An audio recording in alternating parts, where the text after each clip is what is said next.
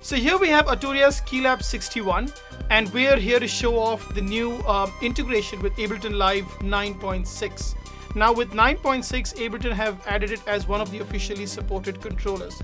So what this means is that all of the knobs, faders automatically map to the software out of the box. So as far as you are concerned, all you do is just plug in your keyboard into Live 9.6 and everything works automatically. So let's show you how that works. So we have the transport section here, and everything here works as you'd expect. Stop, play, and record, and loop on and off. So all of these work as expected. Now these two buttons, the forward and back, they do overdub for whichever selected clip, and this one is a handy stop all clips button. So it's nice to have these additional functions that are kind of often used with Ableton Live. So you get those right here. So let me now navigate the session and fire off another scene here. So as you can see, I was navigating the session using these buttons. This is where the advantage of having additional buttons comes into play. So I can navigate my session like this, up, down, and fire off using this last button, the whole scene. So let's say I want to fire off there. So pretty cool. So I can just navigate my session and fire off the whole scene from here. Now the faders work as you'd expect, controlling the levels of all the tracks, the first 8 tracks rather, and as you can see here. And the last one controls the master.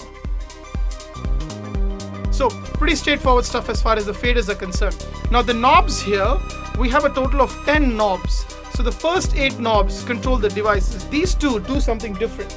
So check this out. Using this last top encoder, you can navigate your session easily to bring whichever track you want into focus. And this knob here allows you to navigate your session up, down.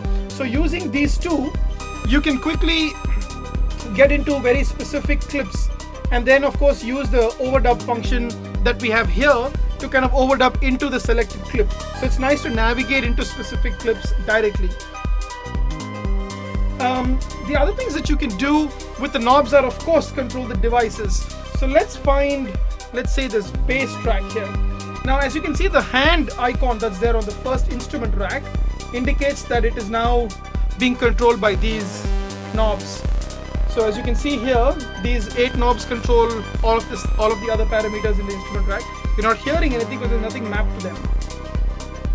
So it's cool to be able to just navigate different tracks. So I could now go into another track and easily control, the parameters of that particular device.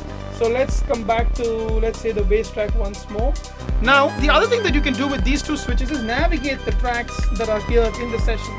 So as you can see now, I've navigated all the way down to the reverb, and now I'm controlling the parameters of the reverb. So this is cool to be able to quickly navigate and control various devices. I'm coming back here to the beginning to control the instrument rack.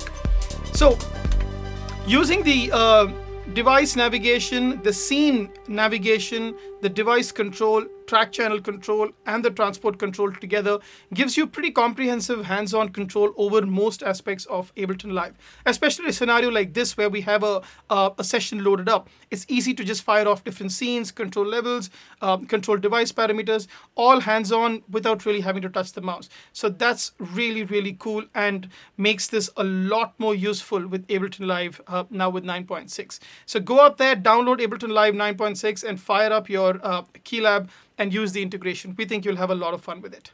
Thanks for watching.